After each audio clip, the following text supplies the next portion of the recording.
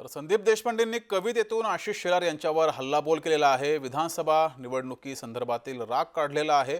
संदीप देशपांडे यांनी कविता केली आणि या कवितेतून शेलारांवर हल्ला केला आहे।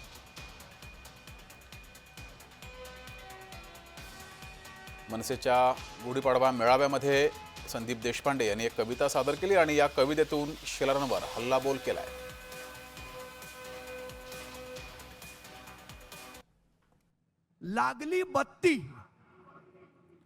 लागली बत्ती पार्श्वभागाला की येतो शिवतीर्थावर चहा प्यायला। लागली बत्ती पार्श्वभागाला की येतो शिवतीर्थावर चहा प्यायला।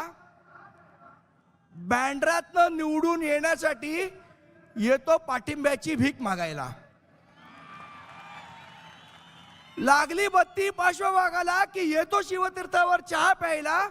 बँड्रातून निवडून येण्यासाठी येतो पाठिंब्याची भीक मागायला। मुखवटा घालून फिरतो मीच तुमचा मित्र खरा। मुखवटा घालून फिरतो मीच तुमचा मित्र खरा, पण कपटी मित्रापेक्षा दिलदार शत्रूच बरा। स्वतःला